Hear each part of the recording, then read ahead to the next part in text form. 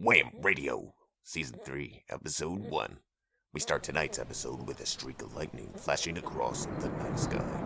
We see a familiar venue, the Honky Tonk, and inside is Lemur, Sadie, Rocky, and Tommy, all celebrating. Dude, I can't believe you are finally gonna do it! Yeah, what do you think you're gonna find, bird dog? The answer to some of life's greatest myths. With any luck, I'll be able to find Bigfoot, Sasquatch, maybe the Loch Ness Monster, or my personal favorite that I really hope to find is Eddie the Mummy from Iron Maiden. You know what they say sometimes? Wait, who's they, and what do they say? Lame is lean. Huh? I know exactly what you're saying, and I totally agree, Snackback. Hey, wait a minute. Is that a joke at my expense? Don't you both know that being lame, like lean, is like having clean linen on your bed? Ah, yes, the smell of bed sheets that smell like a warm summer's day. So, Tommy, you know what you're looking for could take, like, your whole lifetime to even find. Are you sure you're really up for that kind of a challenge? I know I wouldn't be able to do it. I don't have that kind of patience. Well, I guess we're gonna find out. Tommy walked away, aggravated. Dude, you totally hurt Tommy's feelings. Like, why do you gotta fight and question everything lately? Ugh. I'm sorry, Liam. I didn't mean to. I was distracted from playing this cool ball in a cup game. Come on. Get in there, you little bastard. Well, don't apologize to me. Apologize to Tommy. Rocky muttered to himself as he went to find Tommy. Wait, Tommy, what? You know what? You tried to turtle pop me. I'd rocket punch him. Sadie walked over to Lemur. Hey babe, I think I'm gonna go. I don't feel too good. A rabbit was watching them from a corner of the room intensely. Okay, hon, give me a minute. I can bring you home. I haven't had anything to drink. Excuse me. No, you're fine. You can stay and party. I'm just not feeling it, or much of anything since my mother and Fauna passed on. I know, babe. It's okay. Come on over here and give me a hug. Lemur hugged her tightly and kissed her on the forehead. Lemur muttered to himself. What are the odds? Rocky walked back over to Lemur and Sadie and said, They're all good. And he said totes McGee and accepted my apology. That totally rhymed. Cool. You're such a dork. Hey, Sadie, can I get a ride home when you leave? Sure, I got you, but I'm leaving now. Aww, you too, bird dog. He leaned forward to Rocky and Sadie and whispered, Really? But I still got jointzilla to smoke. You know, you're both not being very cool at all. In fact, both of you are being lean. Come on, New York quits. We don't. How wasted is he right now? If he's saying the New York thing, he must be pretty hammered. Huh? What did you say, bird dogs? That weird bunny keeps looking over here at us. I'm tired, Liam. I came, I saw, I conquered. Sadie gave Lemur a kiss goodnight, and her and Rocky went on their way. A couple hours would pass and the party would start to wind down. Lemur was on his way out the door, saying goodbye, when he was approached by the lady bunny that had been watching him all night. She slammed him up against the wall and said, Listen to me. Don't get bemused. You can fix this. You have 12 hours, 10 minutes, and 6 seconds. Exactly 2. Whoa. I think somebody had too much to drink tonight. Yeah, it was me. Lemur removed the bunny's hands off of him and walked away and approached Tommy. Yo, Tommy! Lamar Lemur. Come over here, buddy. Tommy opened up his arms and gave Lemur a hug. Hey, thanks for coming tonight, bro. I hope you had a shatter evening at my goodbye party. Yeah, bird dog, I totally did. And you know I wouldn't miss it for the end of the world. You know, Tom, it's gonna suck to not have you around here anymore. I'll be back. I still got a house here, but I just won't be around so much. But like where are Rocky and I gonna get all of our bad ideas from now? You can give me a call anytime. I'll put those bad ideas in your head. Also, heads up, keep an eye on your mail. I'll be sending you some goodies. Shibby! What kind of goodies? Edible goodies? Smellable goodies? Smokable goodies? All the above. You know, the kind of goodies that you can enjoy with friends. Duh. But yeah, maybe you guys could join me on one of those times. I'll hit you up when I find something good. That would show that douchebag grunt, Rocky. Keep me posted. Safe travels, my friend. Thanks, dude. Hey, real quick before you go, could you do me a favor and grab my mail for me? Since I won't be around, you can have my monthly wheat box till it runs out. What? Really? I swear, you're like the greatest turtle to ever live. Lemur glanced around the room quickly and saw that the bunny that had approached him earlier was staring at him and Tommy really hard. Hey, Tom, who's that cute bunny over there at the bar? Tommy turned and looked at the bunny. She quickly looked away from them as they both caught her staring. Liam, you dog. Good eye. I have no clue. Are you gonna play the game? What game? The game of two ladies. Are you kidding? Knock yourself out. I can barely handle my one girlfriend, let alone another one. It's just, there's something familiar about her. I think you're smitten. Yeah, alright. I'm in love with Sadie, and she needs me now more than ever. That would be a dick move on my part. You know, Tom, it's just something really eerily familiar about the bunny. Earlier, she cornered me and said some pretty weird things. She probably blitzed right now. I had an open bar for a few hours. I wouldn't worry about it. Go home, have a great night. And keep your head in the clouds. Oh! Lemur smiled as he walked away. He stepped outside and hopped into a taxi and headed home. On his way, he would pass the remains of a car accident. Lemur had a flashback to watching Fauna get hit. It was the most traumatizing thing he had ever seen, let alone experienced. As he got home, he walked through the door and plopped himself down on the couch. He would fall asleep within 10 minutes. Morning came, and the roosters would call. Lemur went awake to some eerie sounds of something shifting through his house. Hey, Rock, is that you? He waited for a response, but there was nothing. He then called out. Sadie? Rock? He got up from his couch and started walking around his house. He checked the spots where he thought an intruder would try to hide. When he got to the kitchen, he found the intruder. It was the bunny from last night. What are you doing here? Ah, please don't hurt me. I didn't know where else to turn. I need help and I'm hungry. She began snacking on things that she had in her arms that she had pilferaged from Lemur's kitchen. Who are you? Why are you here? You wouldn't believe me even if I tried to explain it to you. I don't even know how to explain it, but I need your help. Okay, I'm listening. What do you need my help with? Please, Bird Dog, we only have 8 hours, 31 minutes, and 3 seconds left. And then what happens? Magical, little pixie fairies appear out of nowhere and wipe my ass? Wait, I think I need some serious help. Just like you, lady. Stop. Listen, you idiot. I'll try to explain what I can. And you're right, we all do need a little help. Oh, I know. Maybe this will help. You got a friend in me. You got a friend in me. No, stop. Get out of my house. Nobody likes your singing. It's bad and you should feel bad. Lemur forced Bunny out of the door and called Rocky on his phone. He would get his voicemail and would leave a message. Hey, bird dogs, you've reached ROCKY. Rocky! Leave me a message and I'll get back to you as soon as I can. Beep, beep, beep, boop, bop. Beep. Yo, Rock. It's me, Lemur. Are you pulling a prank on me? There's this freaky bunny girl that keeps harassing me.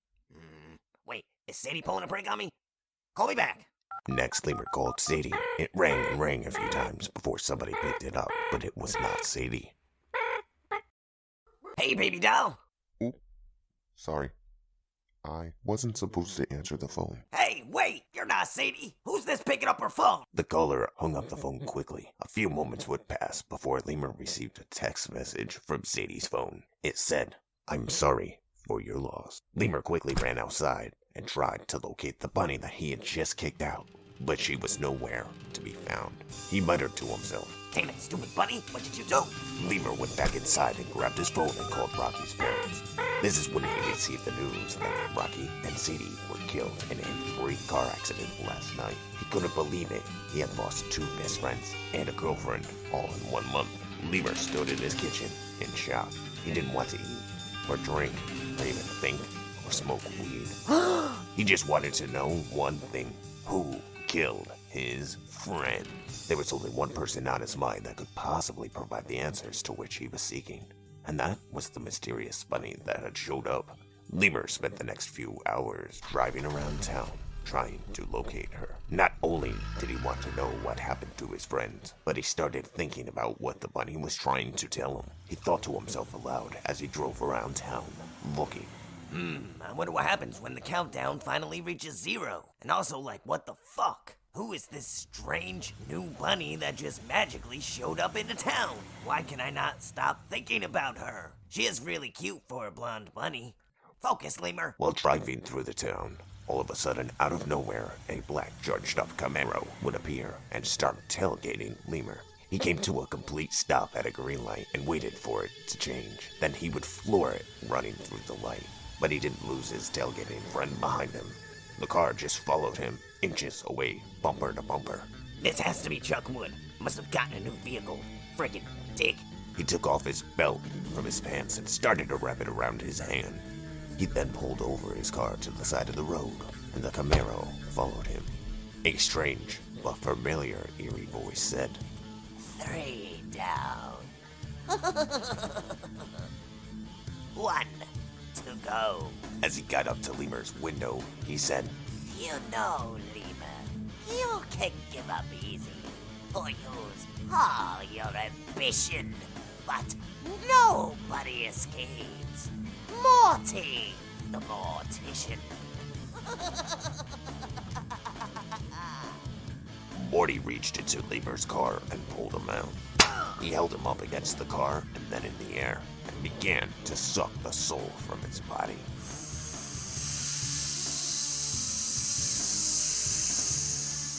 You should have never listened to that album. Through the wall, bird dog.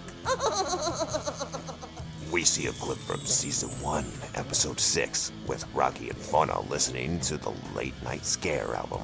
The record plays obnoxiously loud through the paper-thin walls.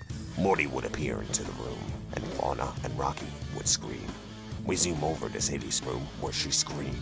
Hey, some of us are trying to sleep over here. But she was really making out with Lemur. They would also be cursed, but never know it. We return to present day.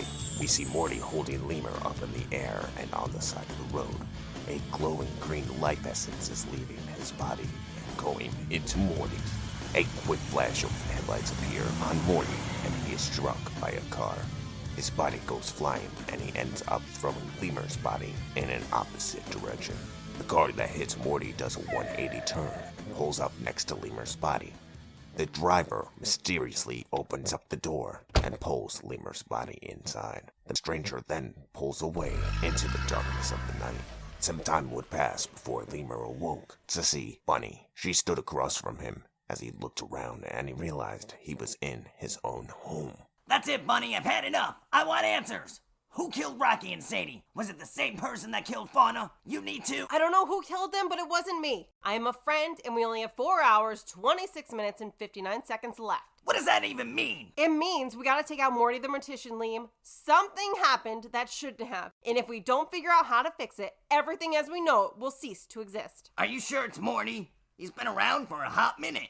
I truly believe in my heart that he is responsible for Sadie and Rocky's death, but I can't prove it. He even killed Pen Quinn and my mother. Okay.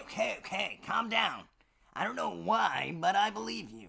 He did the same thing to a really good friend of mine. May she rest in peace.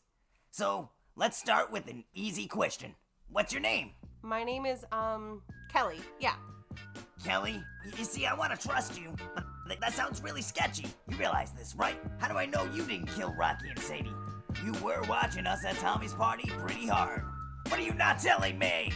Lemur, it's me, Fauna. That's not funny. She was a great reindeer who was beautiful and majestic and smart and compassionate and like my best friend who was taken from us way too soon.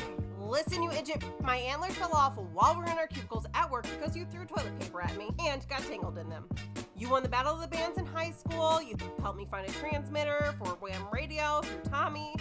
I saved you from mall jail. And we once made out at Samantha Stone Nerd's birthday party.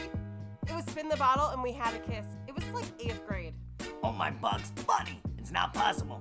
I don't know where you're getting your info, but this prank is really fucked up. Nobody would know that but me and Fauna. And that's because, well, back then I was such a lousy kisser. I accidentally cut her lip open with my snaggletooth. Part of Lemur really wanted to believe her, as everything she was telling him was true. But the other part of him knew. Rising from the dead, it wasn't possible. So, why don't you look like Fauna? See, I told you earlier if I explained it to you, you wouldn't believe me, or things as I tried to explain. Honestly, I don't know, Liam. I can only tell you I died, and everybody I ever cared about is dying. I have no clue how to stop Morty, let alone kill him. I only know that Holy Cow sent me back to get revenge on Morty for killing me. Like a real holy cow? Yes, but we don't have time for this. Do you believe me now? Yeah. Whoa, a holy cow. Wait, so is Bugs Bunny the devil? I don't know. I didn't go there. Oh, right. So what do we need to do? I believe if we take out Morty the Mortician for good, it will fix everything. Okay, so how do you kill an evil spirit brought back to life, hellbent on seeking revenge? That's it, Bird Dog. He was an evil spirit before, right? Maybe we can turn him back into a spirit and banish him back to hell. What exactly does he want? Revenge. He wants to complete his curse and kill everybody who listened to the record that never set him free. Maybe cause hell on earth while he's at it. I hear it as a rumor. Wasn't Mr. Penguin obsessed with trying to release him? And he still killed him? Maybe we can find clues at his house. Although it's been abandoned for some time, I'm not sure that we'll find anything at all. Bunny floated up in the air and her eyes started to glow pink. She said, We better hurry up. We only have 4 hours left. as Bunny fell to the ground, Lemur would pick her up. They would both go out to Lemur's car. He would help her into the passenger side seat and then hop into the driver's side. They would head on their way to Mr. Penguin's abandoned house. By the time they had gotten there, Bunny had now had her strength restored back to normal. They ditched the car down the road and snuck up to break inside. Bunny went up to the window and broke in with ease. There was only one animal that Lemur knew of that was that good at picking locks, and it was Fauna.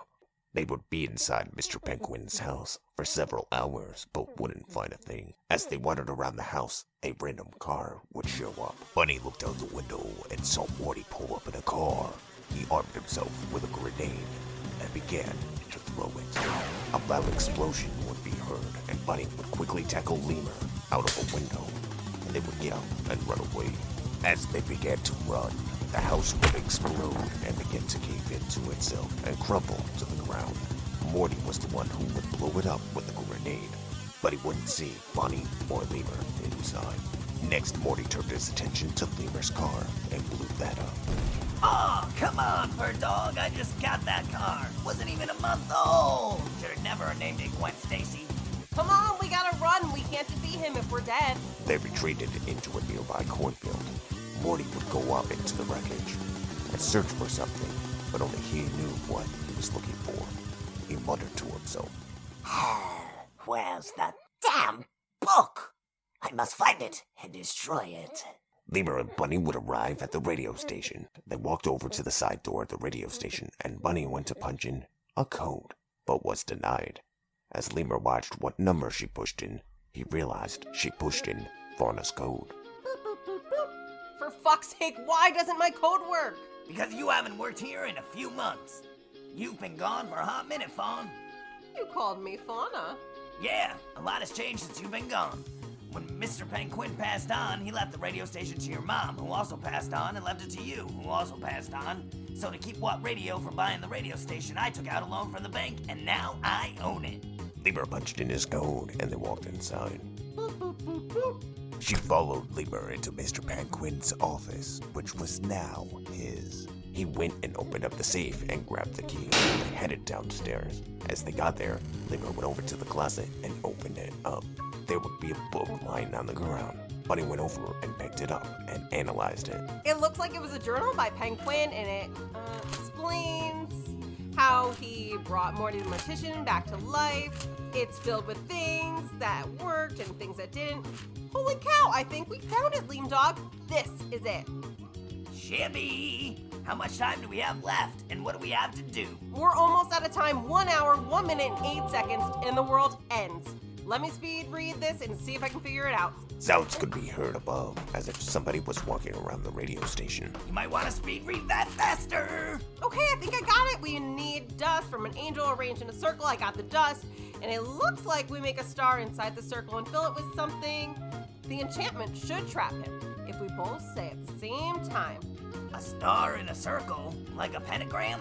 Lemur drew a pentagram on the ground, but little did he know that he drew it in the same spot that Morty had been summoned by Mr. Penguin. More footsteps could be heard from above. They would eventually stop, and the elevator would begin to ascend downstairs to where the Bunny and Lemur were. Bunny went over and created the circle with the angel dust that she had been given from the Holy Cow. She made the circle around the star that Lemur had drawn.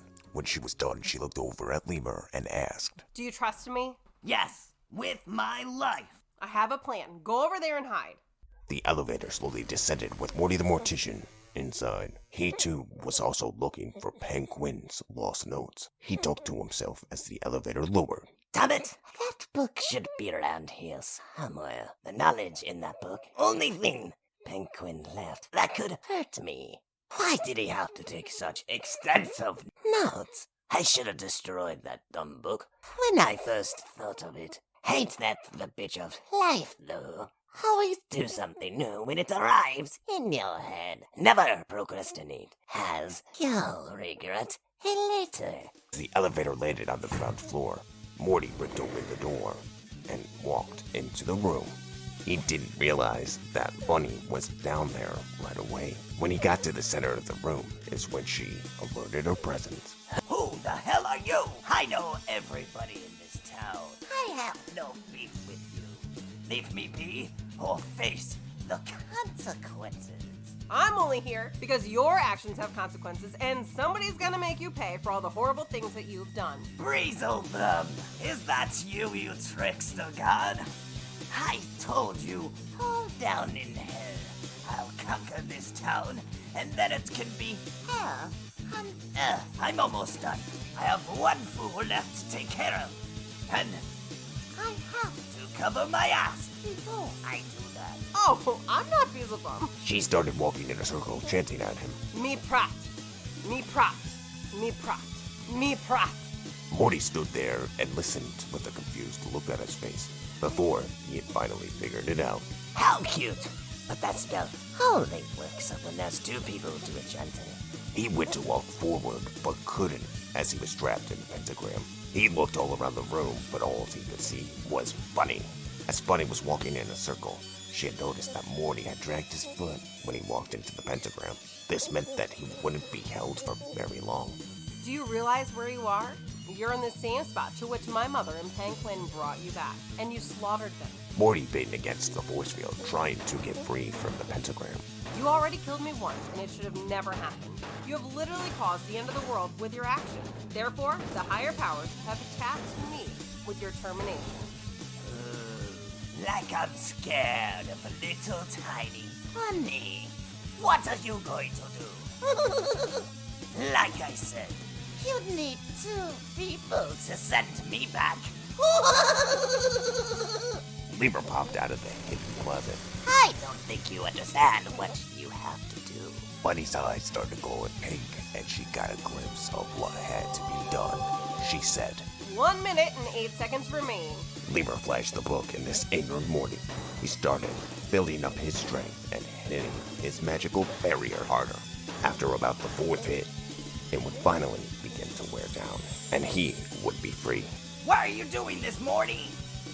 It's because it's in my programming. I'm supposed to protect the humans, but there are none left. Animals have been evolving, but still haven't changed. There's still crime and corruption, hate, anger, suffering. I must cleanse this pellet. I think when Penn transformed Morty's consciousness onto the record, it bonded with the programming. And so he became a twisted version of a scary kid's story and scary robot ninja sworn to protect. Yes, a curse was placed on the record. And anybody who shall listen to it shall die. Is that why you killed Penguin? I begged him not to trap me into a record, but he did the opposite. Because he never learned to let go. He killed Karen to release me and mucked it up. He only filled the star with part of her blood, not the whole thing. Fucking idiot. Bunny looked down at the ground where Morty was standing. The star wasn't filled with anything. Morty went and finally broke the cage holding him. As Bunny ran over to Lemur, she pulled out a knife from her pocket and stabbed him 3 times. I knew it. You weren't to be trusted. Just tell me the truth. You killed them all, didn't you? Yes, because it was kill all of you early or watch you suffer. She threw Lemur's body into the circle, and the star quickly filled with his blood. A green portal would emerge and begin to suck Morty and Lemur's body inside. Fauna watched the world around her begin to disappear into the mini black hole that she had created. A countdown from 10, 9, 8, Oh, please, holy cow, let me have got this one thing right. 7, 6, 5, I don't care if I get to come back. Please just let my family and friends be okay. 4, 3, 2, 1. Fauna's final thought was, No matter what, I had a good run, and I think I officially hate peanut butter now. Fauna the bunny would get sucked into the vortex and everything would fade to black. We see a pink soul floating through outer space across the universe into a parallel reality. She screamed. A quick flash appeared. We hear deep breaths being inhaled and exhaled. It's revealed to be Fauna. Her eyes would be closed. She was afraid to open them. She didn't know if she would see heaven or hell. She feared that she had now become a Grim Reaper, who would now have to take people's souls for a living. She somehow mustered the courage to open up her eyes when she heard Rocky Coon's voice asking her something. Well, Fauna Grass, will you marry me? As she opened up her eyes, she checked herself over. She was confused at first. She didn't know what to think. Was she still a bunny? Was she now back to her normal self? She looked over in the mirror at herself and realized she was back to being Fauna. She wondered if what she had just experienced was real or some type of messed up Mandela effect. Rocky was staring at her with a big smile and a big boner in his pants. What? Don't ask me how I know. I just know, waiting for her response. A small crowd had gathered around. A random bulldog from the crowd came up and put his paw on Fauna and asked her. So, little missy, what do you say? Fauna turned over and looked at him and gave him a look that could kill. It was one of those looks you get from a woman that says it all with the expression on her face. Her eyes were filled with an evil look that said, "Get the fuck out of here." The bulldog guy from the crowd took his hand off her shoulder and walked away. Well, Fauna Michelle Grass, will you make me the happiest raccoon ever? Yes, I love you 3000, Rocky. Oh, yeah? I love you 3000 infinity squared. I have one condition, though. I don't want to get married for a while. Whatever you want, babe. As her and Rocky get to the corner, she yells the news over to Lemur and Sadie. Excited, they begin to cross the street before the sign tells them to. Always look both ways, kiddies. Left, right, and then left again. Rocky begins to shout out Lemur. Oh, my Bugs Bunny. I forgot to tell you. You should say holy cow, not oh my bugs. Holy cow is God, not bugs. Wait, what? How do you even know? Oh, trust me, I know. As Lemur and Sadie were about to step onto the curb with Fauna and Rocky, a car would come and quickly clip them, knocking them over forward onto the street, then running them over. The car quickly disappeared as fast as it showed. Rocky and Fauna ran over to Sadie's body first. I love you, Fauna. Rocky quickly ran over to Lemur's body nearby. Lemur muttered to Rocky. Look. I'm morning. A ambulance shows up on the scene. Rocky is holding Fauna, consoling her. Oh, my Bugs Bunny phone. I can't believe what we just saw. Did Sadie say anything? Only that she loved me. Holy cow, Rocky! It happened right in front of us, and there was nothing we can do. Did Lemur say anything? We'll need to look out for Morty. But that's impossible. I destroyed him. You did? What happened? Yeah, I think it was some Mandela effect. You all died, and it was the only way to restore everything back to normal. The world was gonna end. Is it still gonna end now that Lemur and Sadie died? Are we next? Fawn, I'm totally freaked out. What are we gonna do? I have no clue. We're just gonna make a pact. No matter what, you watch my back, and I watch yours. Deal. But the funny thing about my back is that it's located on my balls. You're such an idiot. But seriously, babe, I think that's included with us getting married. As Fauna and Rocky are talking, we see a guy watching them from across the street. He has no face, brown hat with a long trench coat, and muttered to himself. You know what? It's better than the first ending. I'll fix it tomorrow. He walked away from the scene, and we zoom out into the night sky.